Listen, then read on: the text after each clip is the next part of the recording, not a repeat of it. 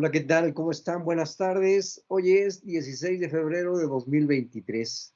Este video lo tenía yo previsto desde la semana pasada, desde el viernes, después del anuncio de Banco de México de las tasas de interés, el alza en las tasas de interés y la inflación que se publicó por parte de INEGI.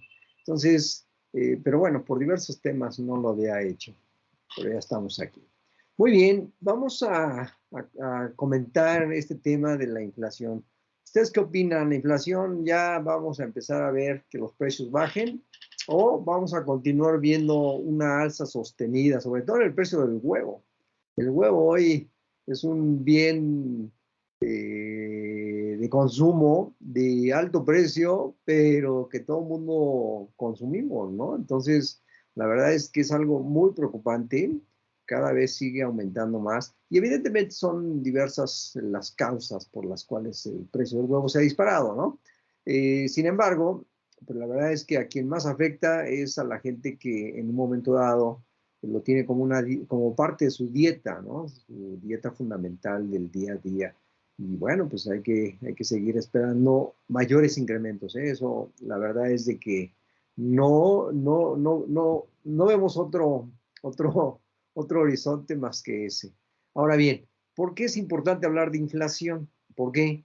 ¿Por qué dentro de lo que son las estrategias que tenemos nosotros que tomar debemos considerar el tema de la inflación? Bueno, pues es evidente que la inflación nos va a afectar a todos de una u otra manera, ¿no?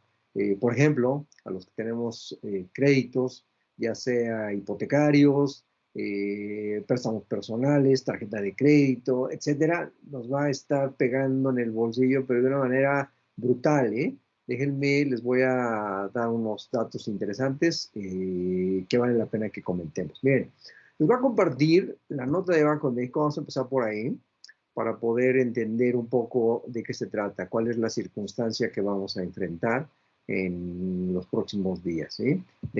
Les proyecto mi pantalla y vamos a analizar. Bien, miren, aquí tenemos el comunicado del 9 de febrero de Banco de México en el que nos dice qué sucedió después de la reunión que tuvieron, ¿no? De política monetaria. Y dice así, mira. La Junta de Gobierno del Banco de México decidió incrementar en 50 puntos base el objetivo para la tasa de interés interbancaria un día a un nivel de 11% con efectos a partir del 10 de febrero de 2023. Eso quiere decir que la tasa objetivo de Banxico sufre un incremento del 0.50% o 50 puntos base para elevarse al 11%. ¿Esto qué trae como consecuencia? Pues que los préstamos que tenemos hoy a tasa variable pues se incrementan en esta proporción aproximada, porque ni siquiera es así de lineal, sino que cada préstamo pues, tiene sus componentes y por lo tanto pues van a tener este incremento. Bien, leamos un poco. El crecimiento económico mundial se moderó durante el cuarto trimestre de 2022. Las perspectivas para 2023 siguen apuntando a una desaceleración. O sea, ahí tenemos esa amenaza. La inflación global permanece elevada. Si bien la general disminuyó en un amplio número de economías ante menores presiones en los precios de energéticos, es cierto, los energéticos han tenido una tendencia a la baja, entonces eso ha ayudado. En diversos casos, el componente subyacente aún no muestra un punto de inflexión a la baja y vamos a hablar ahora de lo que es la subyacente. La mayoría de los bancos centrales, incluida la Reserva Federal de Estados Unidos, continuó incrementando sus tasas de referencia y anunció que dichas tasas permanecerán elevadas por un periodo prolongado. O sea, ajustarse el cinturón. Entre los riesgos globales destacan los asociados a la pandemia. Seguimos teniendo situaciones ahí adversas, complicadas. La prolongación de las presiones inflacionarias, evidentemente. El agravamiento de las tensiones geopolíticas allá en Europa, democracia, y condiciones monetarias y financieras más apretadas. Veamos. Desde la última decisión, el peso mexicano se apreció. Es cierto, ¿no? Por ahí vimos a muchos bisoños, incluyendo a a ya saben quién, ¿no? Que la economía sea fortachona, ¿no? Que gracias al superpeso podríamos decir que tenemos una economía fuerte, lo cual es una absoluta mentira, puesto que la cotización del dólar frente al peso, pues sigue diferentes circunstancias, sobre todo de oferta y demanda, ¿no? Entonces, no es algo correcto que digamos que la economía mejora en virtud de que el tipo de cambio, el dólar baja de precio, ¿no? Frente al peso. No, no es así. Dice, ok, se apreció el tipo de cambio. Por su parte, las tasas de interés de corto plazo aumentaron y las de mediano y largo plazo disminuyeron. En el cuarto trimestre de 2022, la economía mexicana continuó creciendo, aunque perdió dinamismo respecto de lo observado en los trimestres previos. En enero, la inflación general aumentó para ubicarse en 7.91. Ok. Desde la última decisión, el peso mexicano se apreció. Por su parte, las tasas de interés de corto plazo aumentaron y las de mediano y largo plazo disminuyeron. En el cuarto trimestre de 2022, la economía mexicana continuó creciendo, aunque perdió dinamismo respecto de lo observado en los trimestres previos. Pues sí, evidentemente, ¿no? Por las diferentes circunstancias que tenemos. En enero, la inflación general aumentó para ubicarse en 7.91%, ¿no? El dato que estamos comentando. El componente subyacente que refleja mejor la tendencia de la inflación, y ahora les explico qué es el componente subyacente, se situó en 8.45%, sorprendiendo al alza. Eso de sorprendiendo al alza, yo tengo mis dudas, ¿no? Ahora que les muestre, miren, les voy a mostrar este gráfico. Aquí está la inflación, lo voy a aumentar para que lo aprecien mejor, donde vemos que la inflación es el azul, ¿sí? Vean la línea de tendencia. ¿Cuál es la línea de tendencia? Pues es a la alza, ¿no? Ahora, veamos el subyacente o la inflación subyacente, es el naranja. Pues sí, aquí hubo miren, íbamos en 8.05, 8.05 en agosto, en septiembre 8.28, octubre 8, bueno, aquí se cruzan las cifras, no se alcanza a apreciar, más o menos como 8.6 más o menos, ¿no?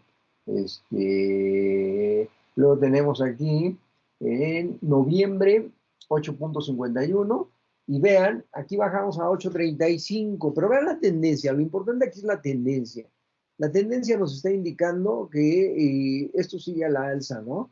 Y si vemos, muy probablemente va a seguir en alrededor de esta línea que nos dice la tendencia. ¿De acuerdo? Entonces tenemos 8.45, de 8.35 a 8.45. Entonces lo más probable, y como estamos viendo cómo se están comportando los precios, pues lo más probable es que sigan subiendo, ¿no? Entonces ahí tenemos que tener mucho cuidado con el tema de cuidar ahí nuestros recursos, sobre todo que los incrementos aún en el salario mínimo, pues sí han sido importantes, pero se los ha comido la inflación de una manera impresionante. ¿Qué es la inflación? De verdad, aquí voy a hacer un alto para decir que la inflación, como lo conocemos algunos que nos dedicamos a todo este tema de análisis, pues es un impuesto que debemos pagar todos los mexicanos. ¿Y a quiénes afecta más? A los más pobres. Y lo vamos a ver enseguida para que me crean, no vean que nada más es un comentario así al aire. Ok, entonces tenemos la inflación que de 7.80 pasó a 7.82 en diciembre y 7.91 en enero del 2023. La subyacente, que es la que refleja con mayor claridad el aumento de los precios. ¿Por qué? Porque aquí quitamos los precios que suben o bajan de manera abrupta, de manera fuera de lo normal, vamos a decirlo, y dejamos nada más aquellos bienes que siguen una consistencia, ¿no? Que no tienen esos abruptos cambios, pero que nos reflejan la realidad de las cosas, ¿no? Entonces, eso es precisamente lo que tenemos que estarle dando seguimiento a la subyacente, porque es la que nos va a decir si estamos o no controlando la inflación. Ahora bien, hay quien dice, vamos a sacar un pacto para que ya no suban los precios, para combatir los precios. Bueno, o sea, esa es una verdadera vacilada. ¿Por qué? Pues porque no podemos nosotros con unos cuantos productos decir, con esto ya paramos la inflación. Con esto ya no va a haber cuesta de enero, ¿no? ¿Se acuerdan que nos habían dicho? Ay, pues ahí está el tema, ¿no? Ahí está la no cuesta de enero.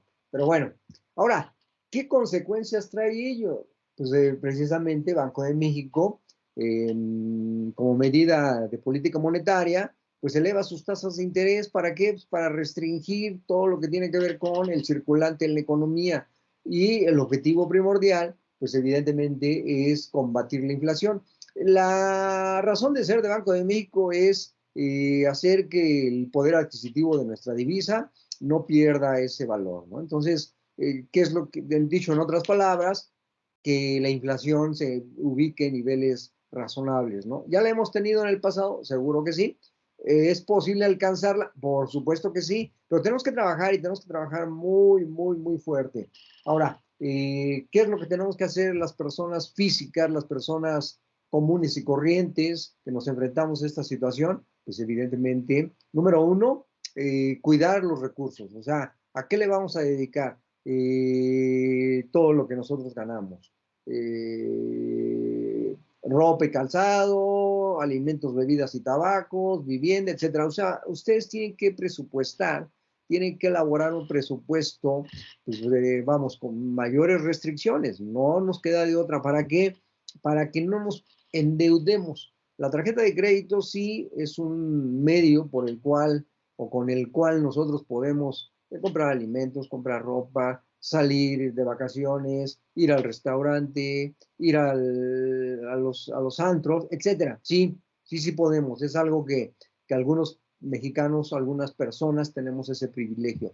Pero, ahí viene la circunstancia, con estas tasas de interés, miren, y todavía no se ve reflejado aquí en este gráfico el 11%, le falta ese brinco, ahí se quedó en el 10%, en el 10.50%. ¿Por qué? Van a decir, oye, no que había aumentado. Pues sí, había aumentado, pero en mis datos todavía no lo ven reflejado. ¿Por qué? Porque apenas se estaba, porque yo cuando bajé la estadística todavía no se refleja, ¿no? Pero no hay problema, eso nada más hay que aumentarle aquí y listo, ¿no?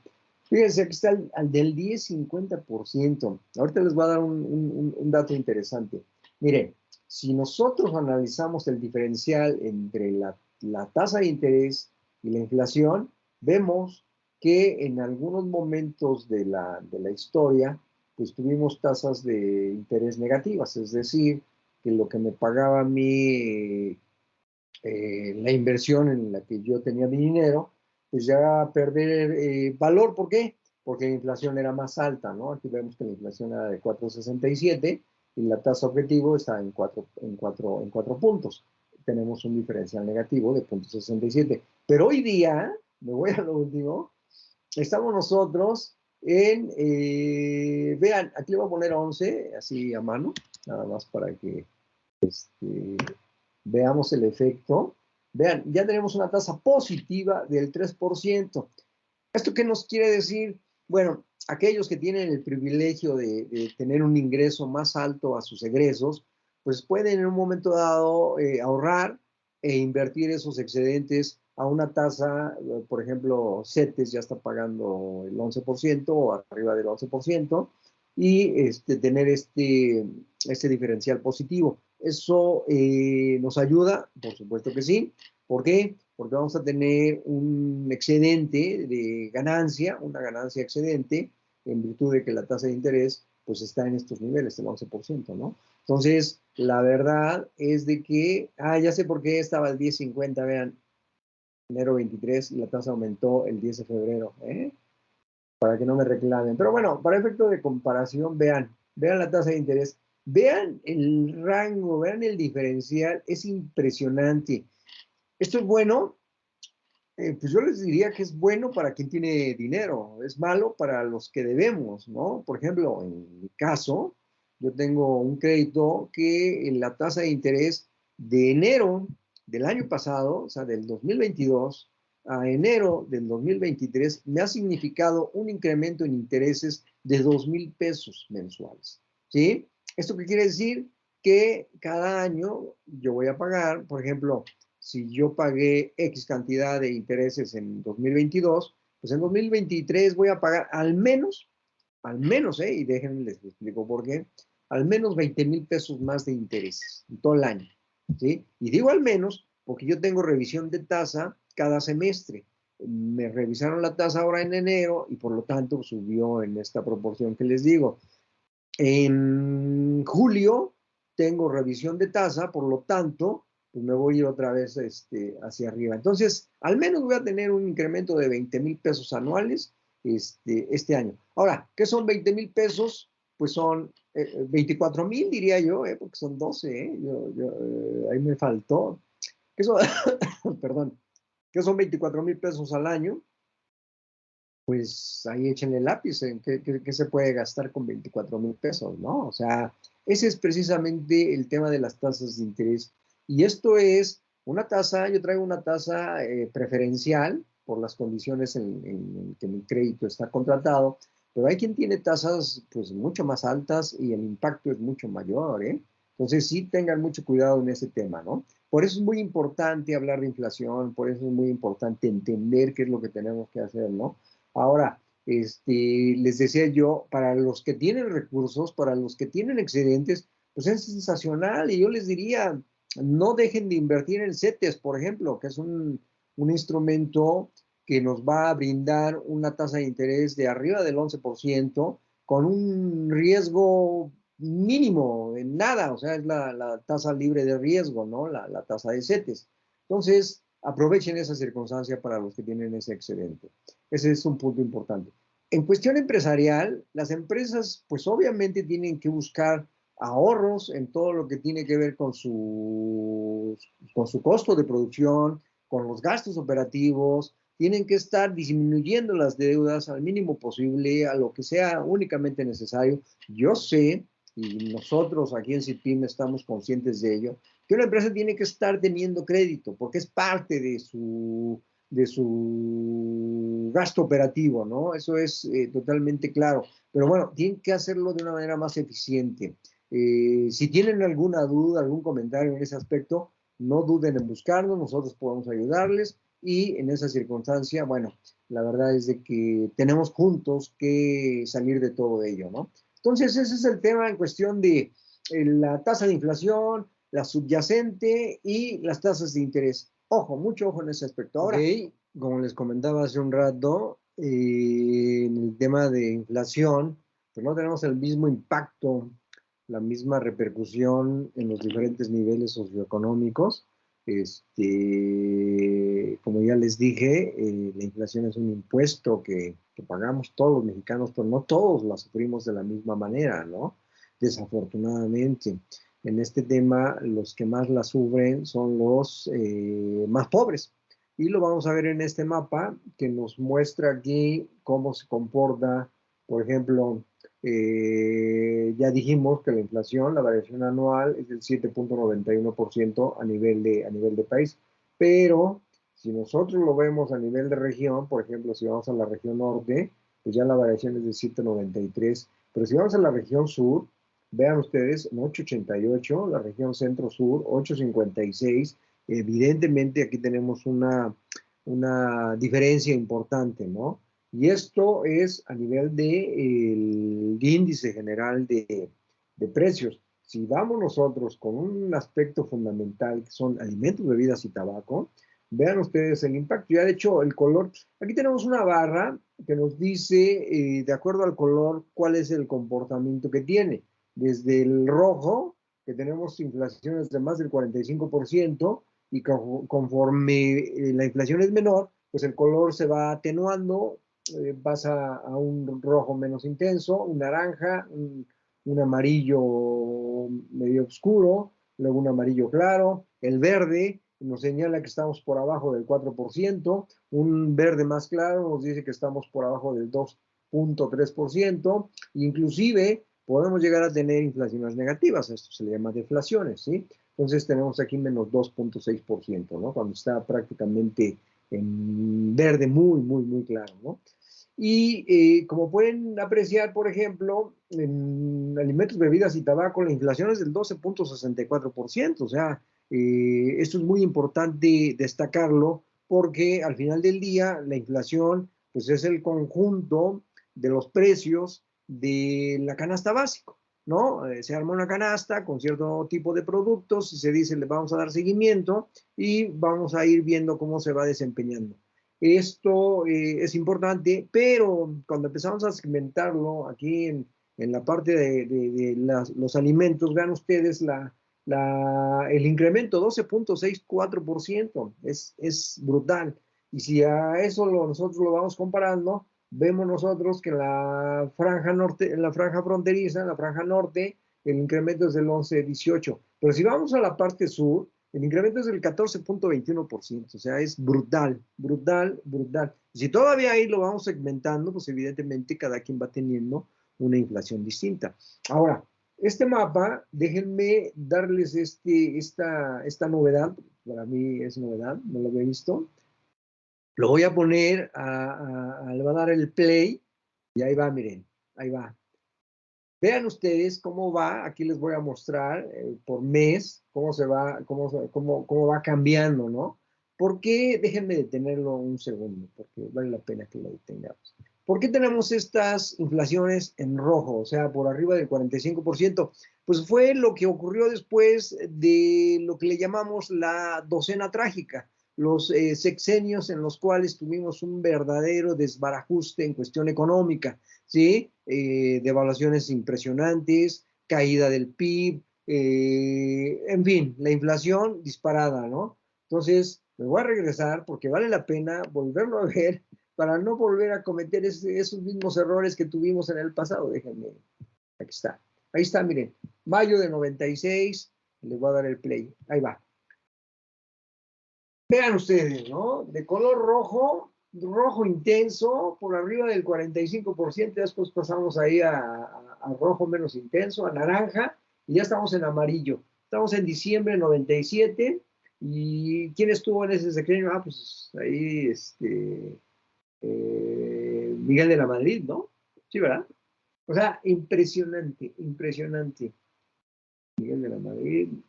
No, Cedillo, estoy ahí confundido con los años. Pero bueno, estuvo el doctor Cedillo, luego ya en el año 2000 llegaron los gobiernos panistas, y vean ustedes, ahí en verde, ¿no?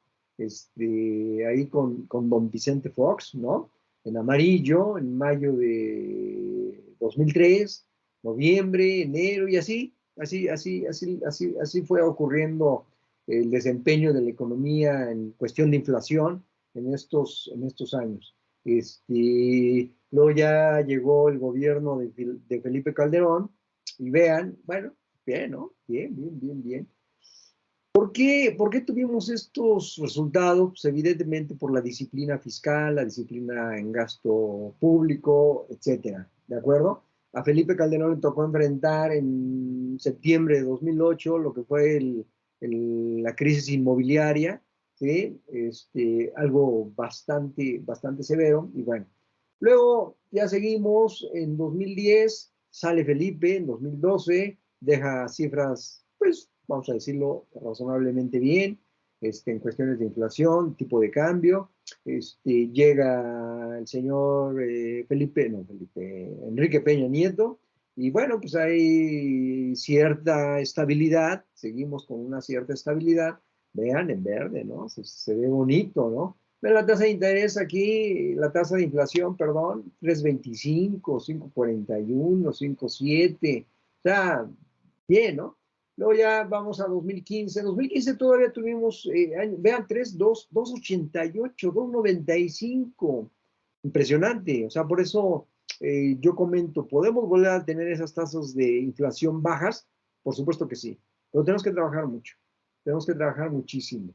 Luego llegamos a 2017, ¿sí? Llega 2018, hay elecciones en julio, hay cambio de gobierno, y bueno, de ahí para adelante llega un evento importantísimo que fue la pandemia en 2020, y evidentemente pues las consecuencias de hacer un mal manejo traen resultados. resultados verdaderamente negativos, ¿no? Otra circunstancia, la cancelación del Naim, ¿no? Del aeropuerto de Texcoco, pues también trae por consecuencia efectos negativos. En fin, ahí ya ven, ya estamos entrando a temas naranjas intensos, y bueno, ahí está, 12.64%. En fin, terrible, pues lo único que les puedo decir es, hay que cuidar los recursos, hay que cuidar el dinero y continuamos próximamente. Muchísimas gracias, cuídense mucho.